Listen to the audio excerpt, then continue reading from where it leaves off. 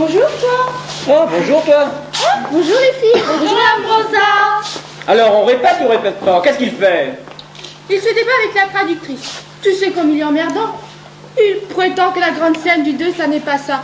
Et puis, comme il ne sait pas le russe... Remarque elle ne connaît pas le français. Il a raison, c'est mal écrit. On en a pour un bon bout de temps, vous savez les filles. Compris, on va boire un café.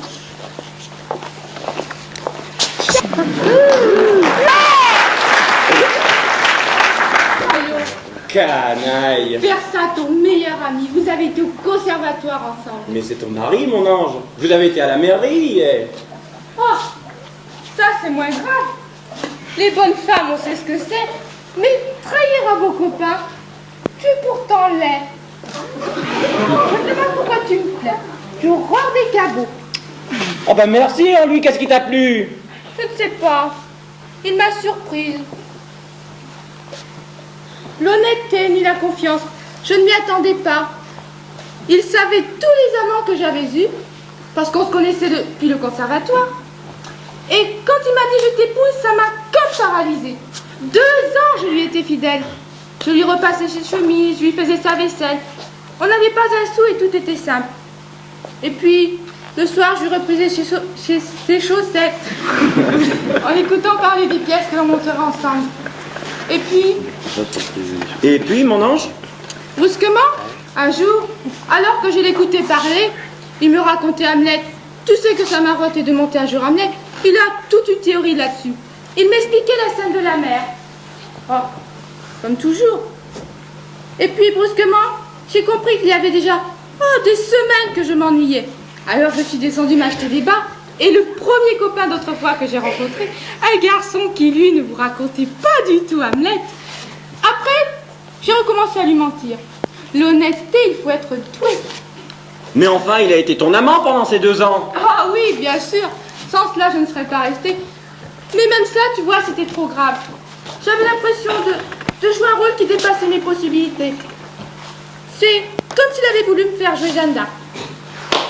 Et tu sais que tu en serais très bien capable, tu te garces avec tout le talent que tu as. Chez nous, il n'y a que les putains qui jouent bien les saintes. Ah oui, mais pas dans la vie. Oui, mais qu'est-ce que la vie dans notre métier? Le temps, on va bouffer un steak frites au bistrot avec les copains qui se racontent des histoires entre la répétition et le spectacle. Et le matin, on dort. On est crevé. Heureusement, il y a les bonnes vieilles périodes de chômage pour penser à sa bonne vieille maman. Sinon, avoue qu'on n'a pas beaucoup de temps pour être soi. C'est pourquoi, à la longue, on finit par plus se le demander qui on est. Alors, c'est pas un drame, ou plutôt, il y en a plusieurs à la demande. Moi, ce que je vois, c'est qu'avec Julien, c'est quand même quelqu'un d'extraordinaire. Oui, mais tous les jours, hein, c'est lourd, quelqu'un. Ah, il en a déjà soit à porter, on ne peut pas supporter tout le monde.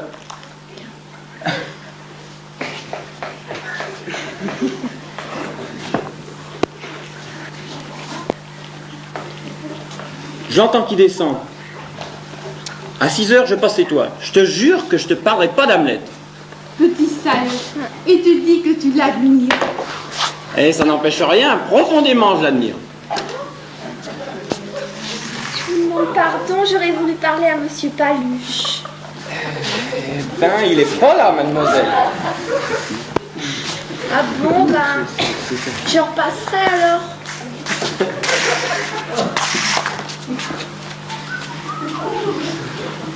Elle est mignonne, elle.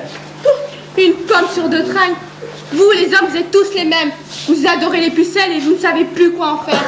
Alors là, c'est très bien. Une fois. T'as été pucelle, toi? Je ne sais plus, il y a si longtemps, tu sais. Et dire que toi, tu me plais comme ça, pantoufle, cabot, dégagif. Ne me pousse pas à bout, mon ange, ou je te récite Ruy-Blas. Qu'est-ce qui se passe? Nous n'avons plus de traduction. Ah bon, tu m'as fait peur. Quoi? Qu'est-ce que tu racontes? Nous n'avons plus de traduction parce que nous n'avons plus de traductrice.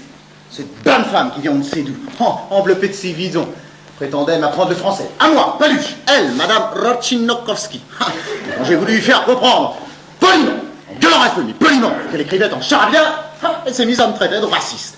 Si c'est être raciste que de vouloir parler en français, sur une scène, à Saint-Nazaire, eh bien, je suis raciste. Il n'y a d'ailleurs pas un nègre qui accepterait qu'on le baragouine comme ça. Son dialecte dans son pays. Pas un nègre. Je lui ai dit poli. Alors qu'est-ce qu'elle a dit? Qu'est-ce qu'elle a dit? Oh, elle m'a dit qu'elle allait alerter la Ligue des droits de l'homme. Heureusement, cette haute autorité n'a absolument aucun pouvoir sur la syntaxe. Elle a ajouté qu'elle m'enverrait ses avocats demain, et que tout ça, c'était parce que je voulais transformer Tchilov en un auteur de boulevard, lui enlever tous ses prolongements sociaux, que je faisais fi de la condition humaine, que je ne tarderais pas à le payer très cher, et que tout ça avait d'ailleurs commencé avec Molière. Notre pauvre Molière, dont nous étions si fiers. Alors là, je l'ai giflé. Tu l'as giflé? Non, mais j'aurais dû le faire. J'ai simplement prise par le bras, je l'ai poussée dans l'escalier. Je crois qu'elle est un peu tombée. Et gueulait en bas, je sais plus dans quelle langue. Mais tu te rends compte? Eh ben t'envoyer l'huissier, demander à référer. T'aurais pu mettre un peu d'eau dans ton vin, non? Oh, merci, j'ai toujours bu pur et je compte continuer.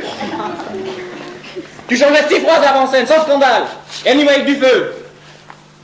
J'ai appris le français à la communale. C'est un bon instrument. Il est à moi maintenant. Je le défends.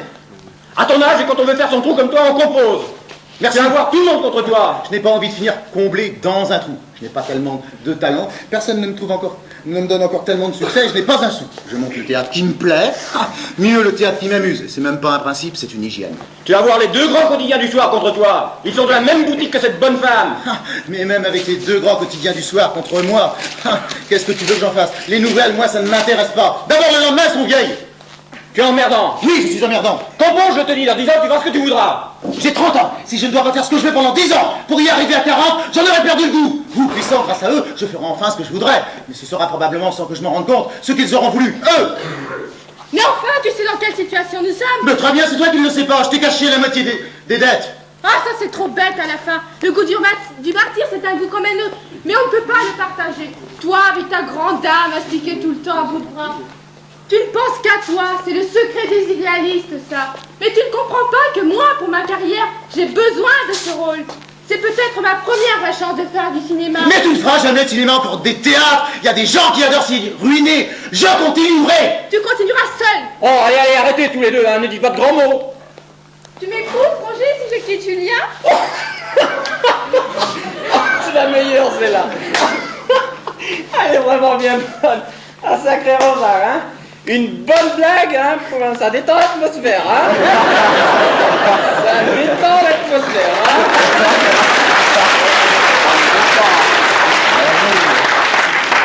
Ça détend pas du tout l'atmosphère.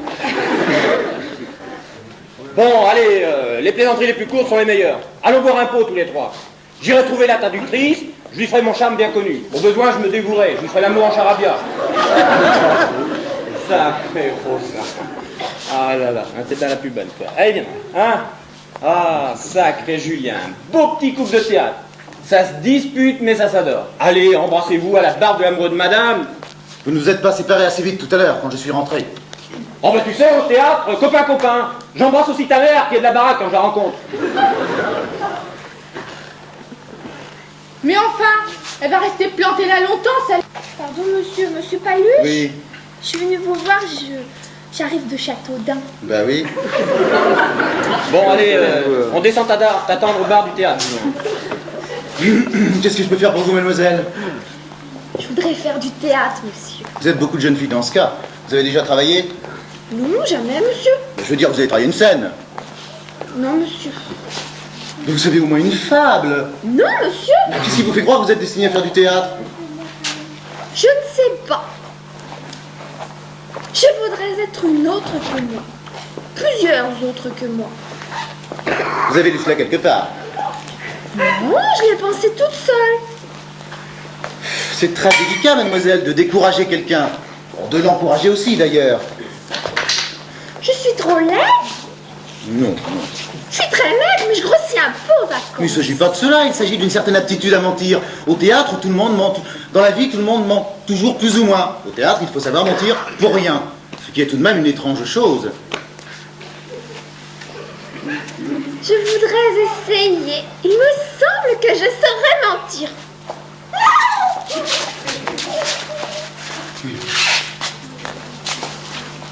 Bon, bah écoutez, apprenez d'abord une scène, classique de préférence, et puis revenez avec un camarade pour vous donner la réplique. Je ne connais pas. J'arrive de Châteaudun. Mais inscrivez-vous à un cours. Je n'en connais pas non plus.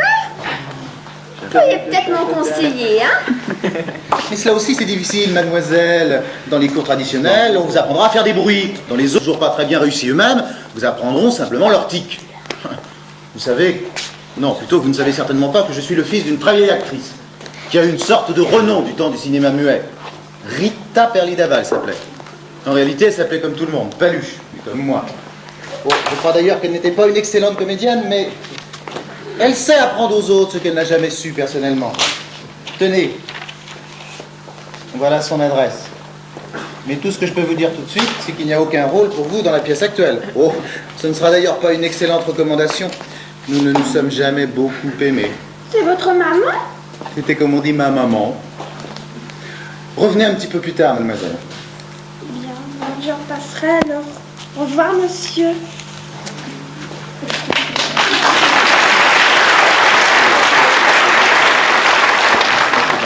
C'est ça! Ma femme n'est pas rentrée? Ah, non, patron. Tu as téléphoné à la maison? Bah oui, mais ça ne répondait pas. Madame Aglaé ne devait pas être encore entrée. Oh, j'ai pas insisté, hein. J'ai eu peur de réveiller les enfants. D'accord. T'as vu, j'ai passé le costume de la création. Il me va encore. J'ai pas pris un gramme en disant. C'est bien ça. Non, c'est bien, je mourrais maigre. Bon, tu dis aux hommes que la répétition est remise. On votera le 2 demain à 2h. Bien, patron.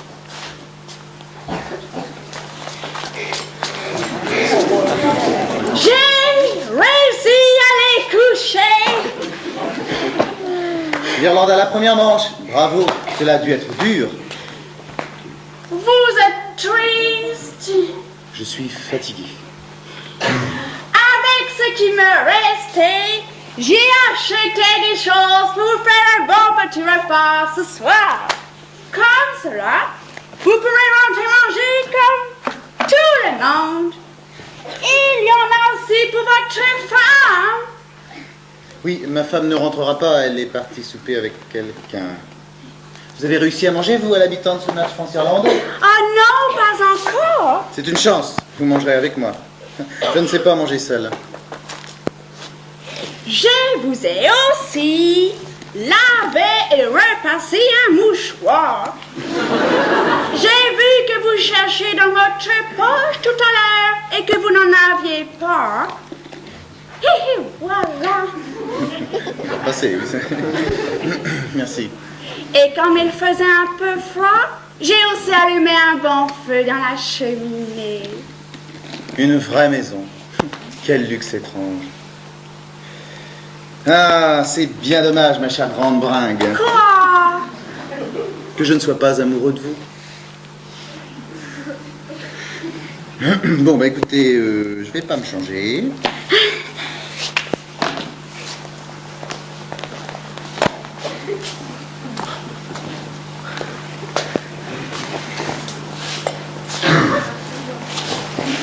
Non, non. Ah, je suis désolée. Bon, écoutez, alors vous allez vous laisser, hein, parce qu'on va pas y arriver, de toute façon. Hein. Allez.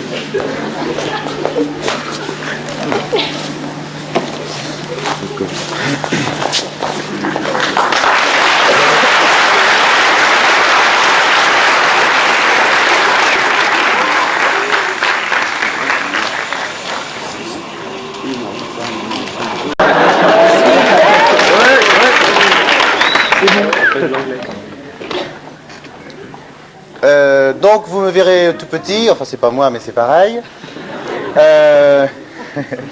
Donc tout l'acte 2 est un flashback. À l'intérieur de cet acte 2, il y a un flashback encore beaucoup plus prononcé, où à ce moment-là, vous me verrez tout petit. On enchaînera directement sur l'acte 3, on laissera la salle éteinte juste 2 minutes, mais on ne fait pas d'entracte. Hein. On enchaînera directement, 2 minutes de noir simplement, enfin une 2 minutes, et on reviendra au temps présent. Hein, mais vous aurez quand même des indications lumineuses.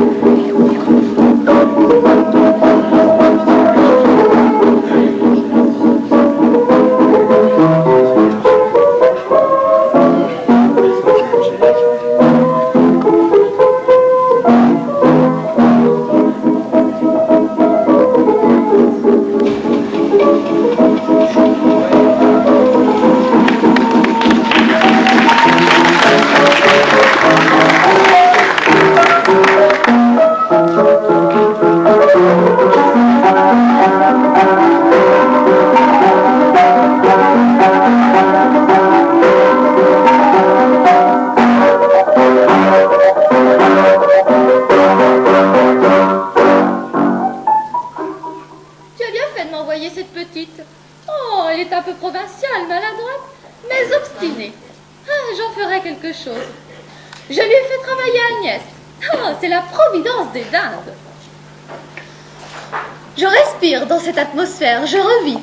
Un cheval qui sent l'odeur du crottin de l'écurie.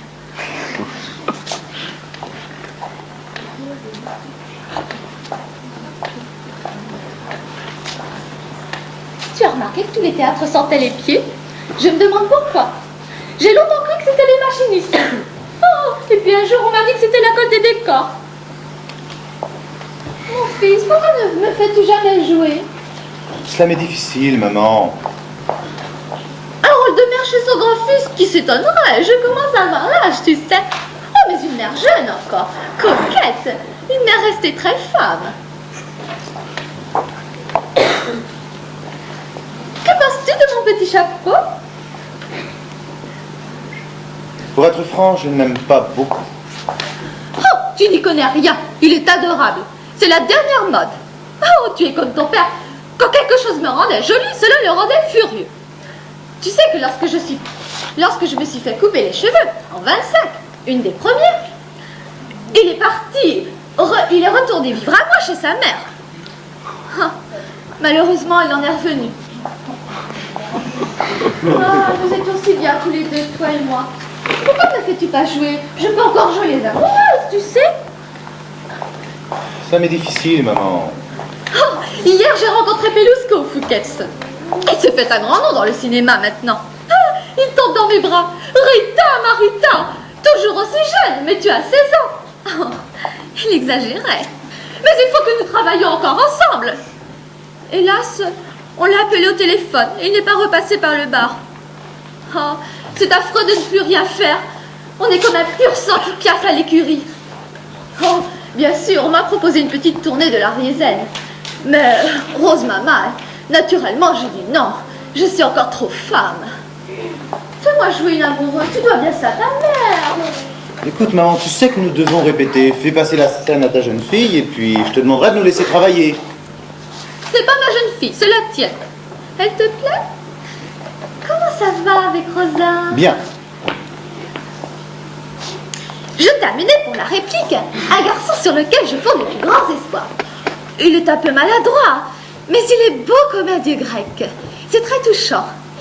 Il est garçon bouché.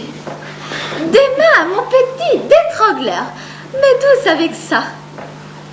Il vient prendre ses cours le soir après son travail.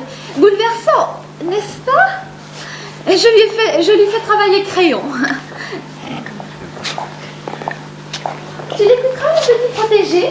Oh, petit! Il a 1m80, des bras comme des cuisses. Mais douce avec ça. C'est un rayon de soleil dans ma vie, ce petit. Tu comprends? Écoute, je l'écouterai. Tu m'excuses, je dois parler au régisseur. Écoute, Julien, j'ai des ennuis d'argent. Oh, nous avons tous des ennuis d'argent. Oui, mais moi, c'est très grave et très urgent. On se figure ça et quand on n'a pas réussi à en trouver, 15 jours plus tard, on s'aperçoit que tout s'est arrangé tout de même.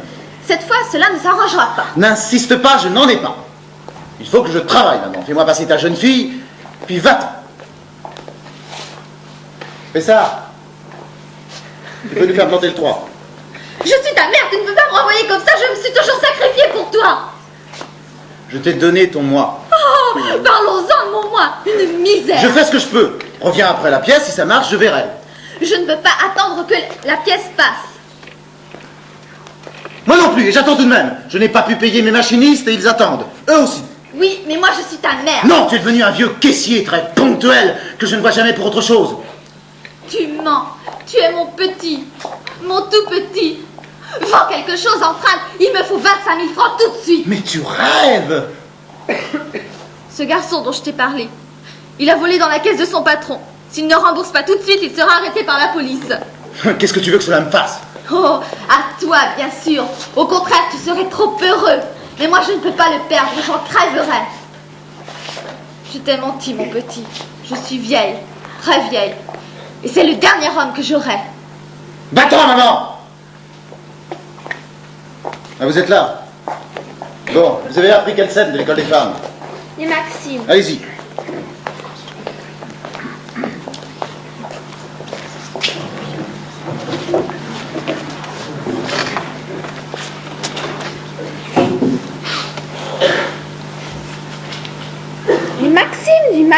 situe les devoirs d'une femme mariée avec son exercice journalier.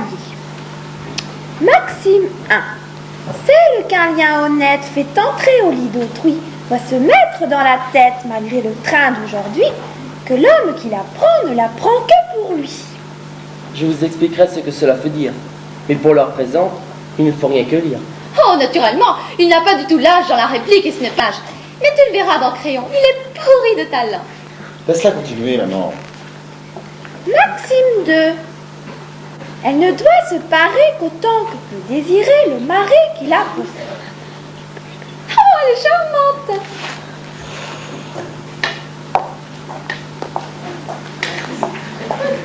Elle ne connaît rien, mais elle apprendra bien assez tôt. Il faut lui conserver son charme. C'est si fragile. Oh, tu as toujours aimé les petites filles, toi.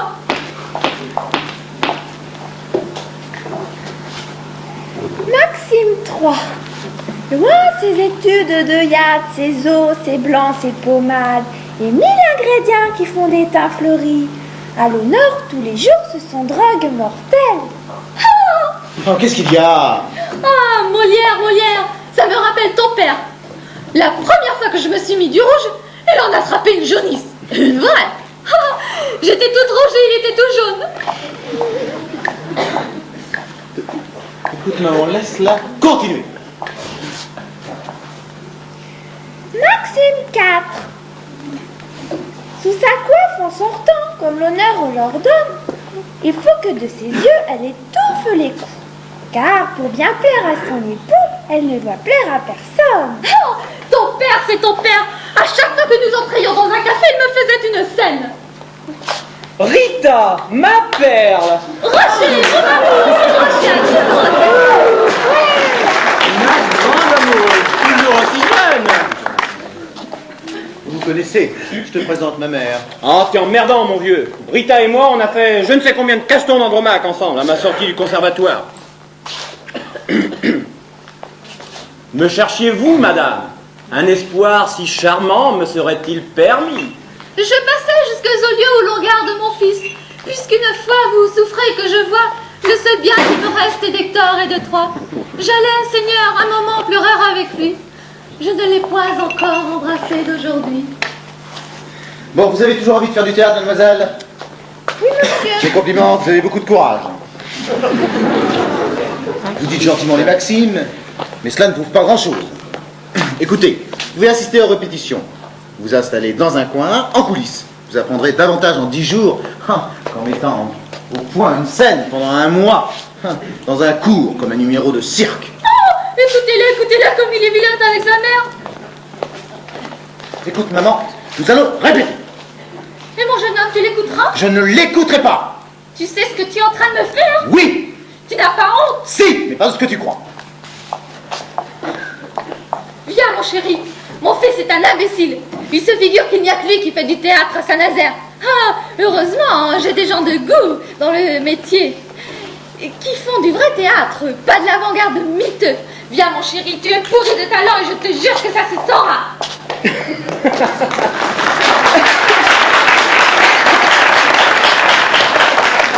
Elle est de plus en plus jeune, la Rita, hein? Je serais reconnaissant de ne pas appeler ma mère la Rita. Pardon, ta mère.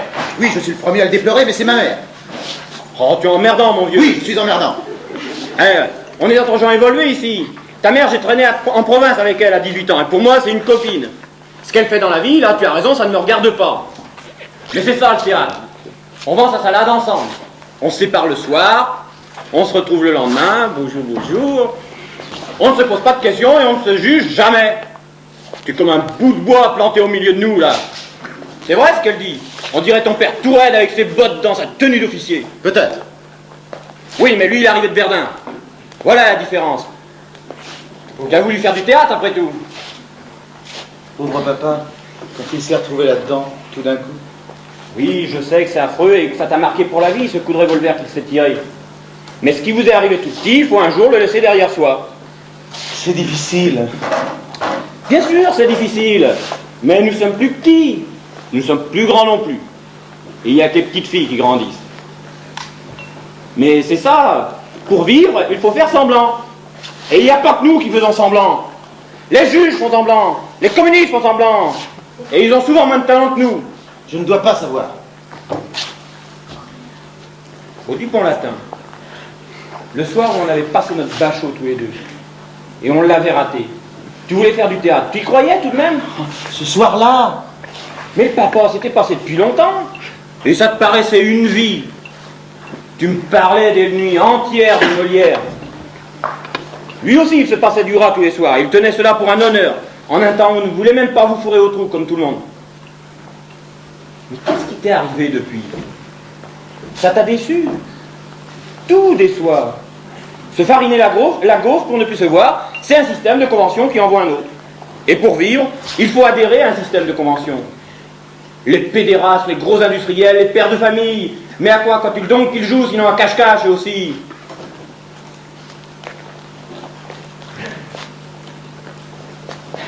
j'aurais voulu être un homme, simplement.